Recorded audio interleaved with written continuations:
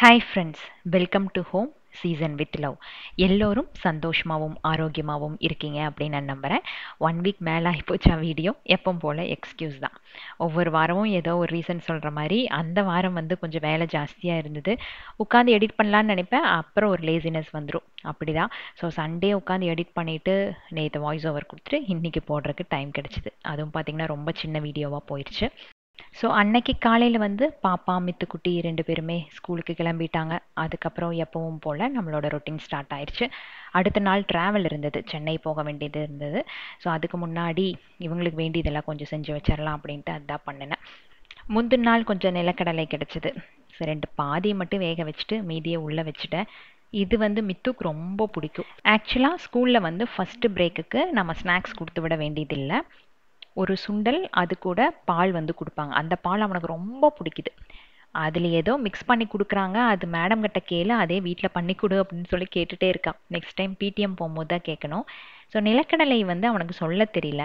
இது வேக வச்சு கொடுக்கும் போது தான் சொன்னால், இதில் தான் காரம் போட்டு ஸ்கூலில் கொடுப்பாங்க, கஷ்டப்பட்டு சாப்பிடுவேன். பட் நீங்கள் காரம் போடாமல் பண்ணியிருக்கீங்க, எனக்கு ரொம்ப பிடிச்சிது, இதே மாதிரி எனக்கு பண்ணி கொடுமா அப்படின்னா. ஸோ அதை வேக வச்சுட்டு அப்படியே வீடு க்ளீன் பண்ணுறக்கு போயிட்டேன். ஒரு 1 வீக் to 10 days பார்த்திங்கன்னா நம்ம வீட்டுக்கு வேலைக்கு வர அக்கா வரல. நான் கொஞ்சம் ஸ்டாப் பண்ணி வச்சுருந்தேன். சரி, ரோபோ மாதிரி வாங்கி ஏதாச்சும் மேனேஜ் பண்ணிக்கலாம் அப்படின்னு யோசித்தேன். அந்த அக்கா ஒரு 2-3 நாள் தொடர்ந்து வரல. வரேம்பாங்க, நான் வரல. எனக்கு அது ஒரு மாதிரி பொய் பேசுகிறது சுத்தமாக பிடிக்காமல் இருந்ததுனால அதை அப்படியே ஸ்டாப் பண்ணேன். அதுக்கப்புறம் அவங்களே என்ன நினச்சாங்கன்னு தெரியல, கால் பண்ணிவிட்டு நான் வரக்கா, எனக்கு கொஞ்சம் வேலை இருந்தது, அது எப்படி சொல்கிறதுன்னு தெரியல, அதனால தான் அப்படின்னு. ஸோ அவங்களே இப்போ மறுபடியும் ரீஜாயின் பண்ணிட்டாங்க. எனக்கு வீடு சுத்தம் பண்ணுறது ரொம்ப பிடிக்கும். அது வாரத்தில் ஒரு நாள் நான் தொடச்செடுத்தேன் அப்படின்னா அன்னைக்கு வீடு ரொம்ப நல்லா பளிச்சுன்னு இருக்கிற மாதிரி ஒரு ஃபீல் இருக்கும். பட் டெய்லி அது பண்ணும்போது நமக்கு அது ஸ்ட்ரெஸ் ஆயிடுது. இந்த வேலை மட்டும் இருந்துச்சு அப்படின்னா சூப்பராக பண்ணலாம்.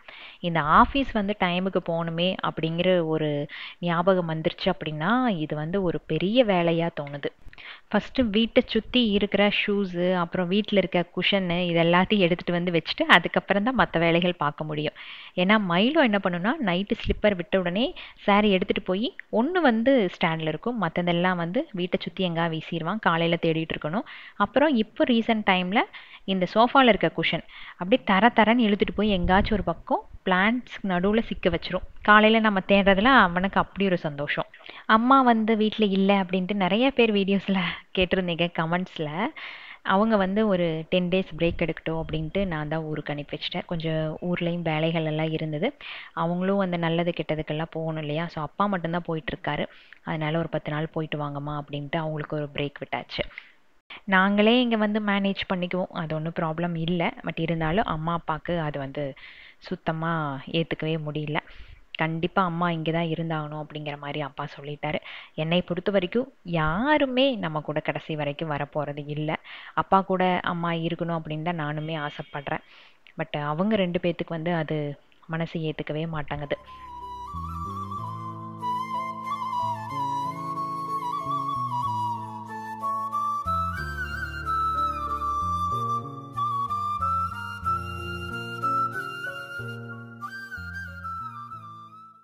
கடலை வேக வச்சதுக்கப்புறம் அப்படியே பக்கத்தில் ஆட்டுக்கால் வாங்கலாம் அப்படின்ட்டு கிளம்பிட்டேன். ஆட்டுக்கால் சூப்பு வச்சு டெய்லி குடித்தோம் அப்படின்னா இந்த முட்டி வலியெல்லாம் கொஞ்சம் கம்மியாகும் இல்லையா. அது பண்ணலாம் அப்படின்ட்டு வாங்குறதுக்கு போனேன். நான் எப்போ கடைக்கு போனாலுமே ஆட்டுக்கால் தவிர மற்றது எல்லாமே இருக்கும். அன்னைக்கு அப்படி தான், அது இல்லை. சரின்ட்டு குடல் அப்புறம் கொஞ்சம் மட்டன் எடுத்துகிட்டு வந்தேன், பசங்களுக்கு செஞ்சு வச்சிடலாம் அப்படின்ட்டு.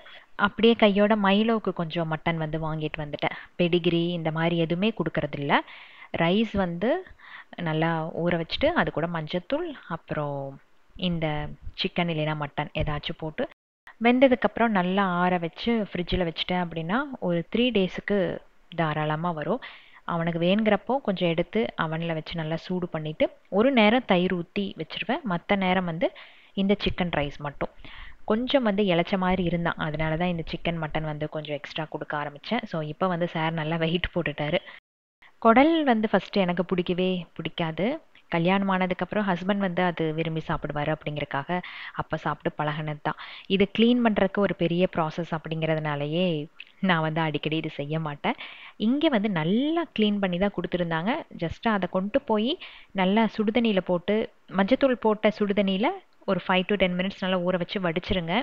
அதுக்கப்புறம் நீங்கள் எப்படி வேணாலும் பண்ணிக்கலாம், அதில் ஸ்மெல் வராது அப்படின்னு சொல்லி தான் அந்த கடைக்கார தம்பி கொடுத்தாரு. அதே மாதிரி பண்ணினா கொஞ்சம் கூட வீட்டுக்குள்ளே அந்த வாசமே இல்லை, சூப்பராக வந்திருந்தது. இதுக்கு மிளகெல்லாம் ஆட்டி அந்த மாதிரி ப்ராசஸ் எல்லாம் எதுவுமே பண்ணலை. சிம்பிளாக ஒரு சிக்கன் மட்டன் வறுவல் பண்ணும்போது எந்த மாதிரி பொடிகளை ஆட் பண்ணுமோ அந்த மாதிரி போட்டு இந்த குடல் கறி வந்து ரெடி பண்ணிட்டேன். பட் டேஸ்ட் வந்து சூப்பராக வந்தது. கைக்கு கிடைச்சதெல்லாம் எடுத்து போட்டு ஒரு கிரேவி பண்ணணும் அப்படின்னா கண்டிப்பாக அதோட டேஸ்ட் வந்து டிஃப்ரெண்ட்டாகவும் இருக்கும், ஈஸியாகவும் வேலை முடிஞ்சிடும் இல்லையா. ஃபஸ்ட்டெல்லாம் பார்த்தீங்கன்னா கண்டென்ட் நான் வந்து யோசித்து அதுக்கேற்ற மாதிரி அங்கங்கே கேமராலாம் செட் பண்ணி ரொம்ப சினிமேட்டிக்காக எடுக்கணும் அப்படின்னு ட்ரை பண்ணி முடிஞ்ச அளவுக்கு நான் வந்து அந்த வீடியோவை கொண்டு வரதுக்கு பார்ப்பேன். பட் அந்த டைமில் எனக்கு எக்கச்சக்கமான ஃப்ரீ டைம் இருந்தது. காலையில் எல்லா வேலைகள் முடிச்சிட்டு அப்படின்னா ஃபுல் அண்ட் ஃபுல் வந்து இந்த வீடியோக்காகவே ஃபோக்கஸ் பண்ணுவேன். ஆனால் இப்போ வந்து எனக்கு அந்த மாதிரி முடியல. கொஞ்சம் வந்து திங்க் பண்ணுறக்கு டைம் வேணும், அது சுத்தமாக இல்லை அப்படின்னு சொல்லலாம். ஸோ ஒரு ரொட்டீனை அப்படியே எடுத்து போட்டுட்ருக்கேன்.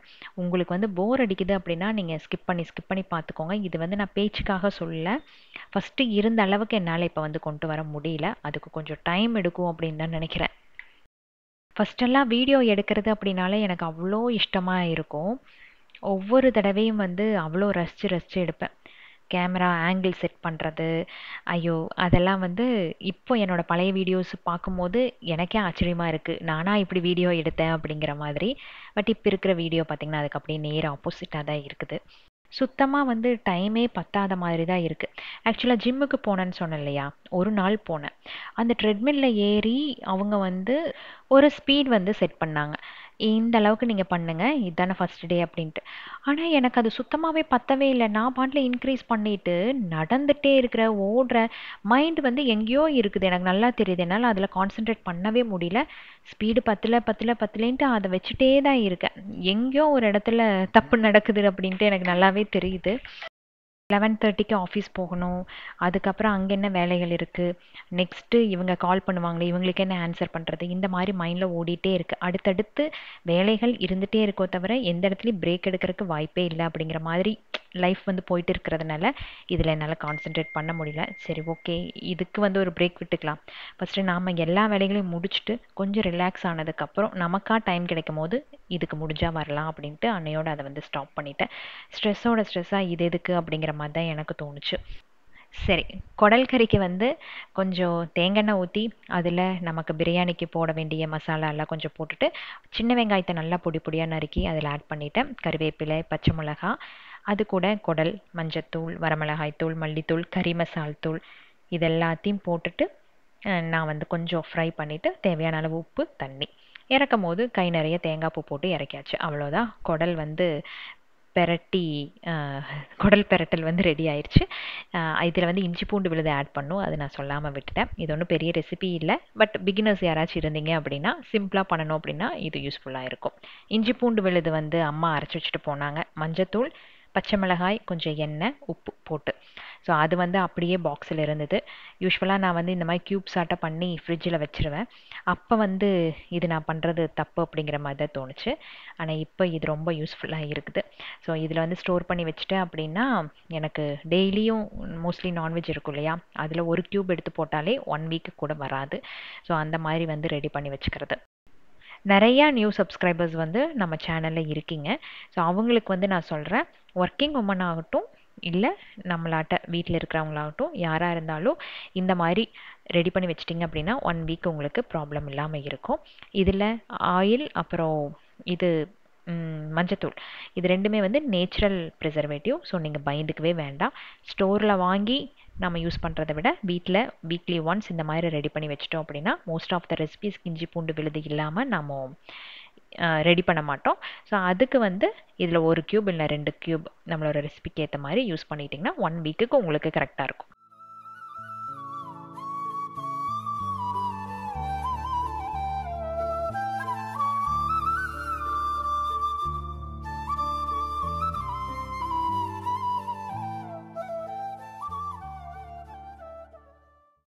ஸோ மைலோக்கு சாப்பாடு ரெடி, மித்துக்கும் பாப்பாக்கும் நிலக்கடலை வேக வச்சாச்சு, குடல் கறியும் ரெடி பண்ணிவிட்டு அப்படியே ஆஃபீஸுக்கு வந்து கிளம்பிட்டேன்.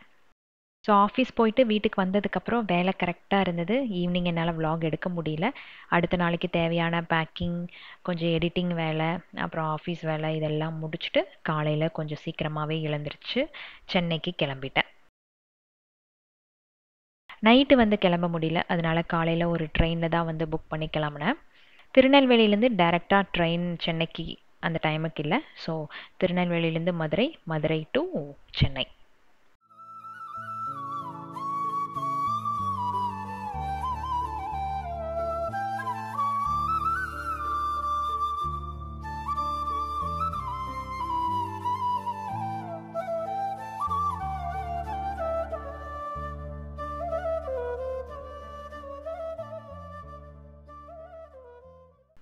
ஃபுல் டே ட்ராவலே போயிடுச்சு. அதுக்கு அடுத்த நாள் காலையில் எழுந்திருச்சு ஃபஸ்ட்டு வந்து அப்போலோ ஹாஸ்பிட்டல் போகலாம் அப்படின்ட்டு ஒரு பிளான் இருந்தது.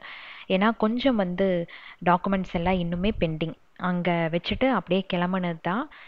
அதுக்கப்புறம் அங்கேருந்து எதுவுமே வாங்கலை. அப்புறம் அண்ணா வீட்லேயும் கொஞ்சம் திங்ஸ் எல்லாம் இருந்தது. அது எல்லாமே எடுத்துகிட்டு வர வேண்டியதாக இருந்தது. ஸோ எல்லா வேலைகளும் முடிச்சிடலாம் அப்படின்ட்டு தான் சென்னைக்கு போனது. இதெல்லாம் வந்து மெல்லவே வாங்கியிருக்கலாம். பட் இன்சூரன்ஸில் நிறைய டாக்குமெண்ட்ஸ் வந்து பெண்டிங் இன்னும் வந்து நீங்கள் கொடுக்காம இருக்கீங்க அப்படிங்கிற மாதிரி கொஞ்சம் இது பண்ணாங்க, புஷ் பண்ணாங்க. சரி நம்ம ஏன் அதை வச்சுட்ருக்கணும், அதையும் கையோட முடிச்சு விட்றலாம் அப்படின்ட்டு தான் அன்னைக்கு போனது. அப்போலோ முடிச்சுட்டு அதுக்கப்புறம் இந்த வாரிசு சர்டிஃபிகேட் இருக்கு இல்லையா, அது வந்து இன்னுமே எனக்கு கிடைக்கல. அதுலேயும் எக்கச்சக்கமான பிரச்சனைகள் இருந்துகிட்ருக்கு. ஹாஸ்பிட்டலில் இருந்து டெத் சர்டிஃபிகேட்டுக்கு நமக்கு கால் பண்ணுவாங்க இல்லையா, அந்த டைமில் என்னாச்சு அப்படின்னா ப்ரெசன்ட் அட்ரஸ், பெர்மனண்ட் அட்ரஸ் 2 கேட்டாங்க. நான் அன்னைக்கு இருந்த மனநிலைமையில் நான் ப்ரெசன்ட் அட்ரஸ் வந்து அங்கே ஊரில் இருந்துங்காட்ட அதை கொடுத்துட்டேன். பெர்மனண்ட் அட்ரஸ் வந்து பெங்களூரில் கொடுத்துட்டேன். இது ரெண்டுமே வந்து மாறி இருக்கணும், இருந்தால் மட்டும்தான் என்னால் தமிழ்நாட்டில் வந்து எடுக்க முடியும். ஸோ பெர்மனண்ட் அட்ரஸ் பெங்களூர் அப்படிங்கிறங்காட்டி அந்த வாரிசு சர்டிஃபிகேட் வந்து நீங்கள் கண்டிப்பாக பெங்களூரில் தான் எடுக்கணும், இங்கே வந்து மாற்றுறதுக்கு வாய்ப்பு இல்லை அப்படின்ட்டாங்க. ஸோ ஃபஸ்ட்டு அப்போலோ போயிட்டு அவரோட மெடிக்கல் எக்ஸ்பென்சஸ்க்கான ரெக்கார்ட்ஸ் எல்லாம் கொஞ்சம் வாங்க வேண்டியது இருந்தது. அதை வாங்கிட்டு அவங்களே கொஞ்சம் ஹெல்ப் பண்ணாங்க. இந்த மாதிரி மூவ் பண்ணுங்கள், முடிஞ்ச அளவுக்கு சென்னையிலே எடுக்கிறதுக்கு பாருங்கள் அப்படின்ட்டு கொஞ்சம் ஹெல்ப் பண்ணாங்க. ஸோ அங்கே போயிட்டு அந்த எல்லாத்தையும் நான் கலெக்ட் பண்ணிட்டேன். அங்கே வேலை வந்து கொஞ்சம் ஈஸியாக முடிஞ்சுது. பட் அந்த ஹாஸ்பிட்டலுக்குள்ளே போனதுக்கப்புறம் அந்த பழைய மெமரிஸ், அவர் எங்கே அட்மிட் ஆகியிருந்தாரோ அந்த ஃப்ளோருக்கு போகவே கூடாது அப்படின்ட்டு அந்த ஃப்ளோரை ஸ்கிப் பண்ணி தான் போனது. ஒரு நாள் கூட இந்த ஹாஸ்பிட்டலில் நான் லிஃப்ட்டில் ஏறினதே இல்லை. இந்த ஒரு தடவை தான் ஏறினேன். அவர் அட்மிட் ஆனது வந்து 2nd ஃப்ளோர், நான் போனது 4th ஃப்ளோர். 2nd ஃப்ளோரில் அந்த லிஃப்ட் ஓப்பன் ஆன உடனே அந்த ஐசியூ தான் நம்ம கண்ணு முன்னாடிக்கு தெரியும். அந்த நாட்கள் எல்லாம் வாழ்க்கையில் அனுபவிக்கக்கூடாத ஒரு கொடுமையான நாட்கள் அப்படின்னு தான் சொல்லலாம். அங்கே இருக்கிறவங்க எல்லாருமே நல்லா பழகிட்டாங்க. ஒரு நாள் 2 நாளாக, ஒரு மாதத்துக்கு மேலே அங்கே இருந்தோம் இல்லையா, அதனால் போன உடனே எப்படி இருக்கோம் என்ன ஏது அப்படின்ட்டு நல்லா விசாரித்து கொஞ்சம் வேலைகளும் சீக்கிரமாக முடிச்சு கொடுத்தாங்க. அவர் கைக்கு கிடைப்பாரு அப்படின்னு நினச்சி ஒரு நம்பிக்கையோடு போனேன். கடைசியில் எனக்கு கிடைச்சது இந்த பேப்பர்ஸ் மட்டும்தான். இருந்தாலும் மனசு வந்து கேட்கவே இல்லை, ஒரு மாதிரி ரொம்ப பாரமாக இருந்தது. அதனால் 2nd ஃப்ளோருக்கு போய் மாதா முன்னாடி ப்ரே பண்ணிவிட்டு ஒரு 2 செகண்ட்ஸ் அவ்வளோதான் கிளம்பியாச்சு. அதுக்கு மேலே அங்கே நிற்கிறக்கும் மனசு இல்லை. ஒவ்வொரு இடத்துலையும் ஒவ்வொரு சாமி வந்து வச்சுருப்பாங்க. அவர் அட்மிட் ஆன இடத்துல மாதா சிலை தான் இருக்கும். எப்போ நான் போனாலும் எங்கள் 2 பேத்துக்குள்ளே ஒரு கான்வர்சேஷன் இருக்கும். என் கண்ணிலேருந்து தண்ணி மட்டும்தான் வரும். அதை அவங்க வந்து எப்படி புரிஞ்சுக்குவாங்கன்னு நல்லா தெரியாது. பட் காலையிலே நைட்டு 2 நேரம் வந்து அவரை நல்லபடியாக பார்த்துக்கணும், நான் இல்லாத நேரத்தில் நீங்கள் தான் இருக்கணும் அப்படிங்கிற மாதிரி சொல்லி ப்ரே பண்ணிட்டு வருவேன். ஸோ அங்கே போயிட்டு ப்ரே பண்ணிவிட்டு அப்படியே ஒரு ப்ரோமோ இருந்தது. மத்தியானம் லஞ்சை வந்து ஸ்கிப் பண்ணிட்டேன். அங்கேயே கிட்டத்தட்ட பார்த்திங்கன்னா ஒரு 2 மணி நேரத்துக்கு மேலே ஆயிடுச்சு. பசியும் இல்லை. அங்கே முடிச்சுட்டு டேரெக்டாக ரூமுக்கு போயிட்டு கொஞ்சம் நேரம் ரெஸ்ட் எடுத்தேன். அதுக்கப்புறம் ஈவினிங் டைமில் மித்து பாப்பா கொஞ்சம் லிஸ்ட் கொடுத்துருந்தாங்க. எப்போ வெளியே போனால் ஒரு ஷாப்பிங் லிஸ்ட் இருக்குமே, அதனால ஷாப்பிங் முடிச்சுட்டு அப்படியே டின்னருக்கு வந்துட்டேன். நைட்டு டின்னருக்கு நம்ம ஸ்டே பண்ணியிருந்த ஹோட்டல் பக்கத்துலேயே ஒரு ரோட்டு கடை இருந்தது. அங்கே நிறைய வெரைட்டிஸ் வச்சுருந்தாங்க. எனக்கு அங்கே சாப்பிட்றதுக்கு அங்கேன்ட்டு இல்லை, எனக்கு சாப்பிட்றதுக்கு மூடு இல்லை. அதனால ஒரு முட்டை தோசை மட்டும் அங்கே சாப்பிட்டு அப்படியே கிளம்பியாச்சு. பக்கத்தில் வந்து ஒரு பூக்கடை இருந்தது. அங்கே அந்த அக்காலாம் பார்த்துட்டு வாங்கிக்கோங்க வாங்கிக்கோங்க அப்படின்னு சொல்லி சொன்னாங்க. நான் ஒரு வீடியோ மட்டும் எடுத்துக்கிறேக்கா, நைட் நேரத்தில் எங்கள் அக்கா பூ வைக்கிறது அப்படின்ட்டு ஜஸ்ட்டு அவங்களோட ஹாப்பினஸ்க்காக ஒரே ஒரு வீடியோ மட்டும் எடுத்துகிட்டு அங்கேருந்து கிளம்பிட்டேன். அது வந்து முல்லைப்பூ, செம வாசனையாக இருந்தது.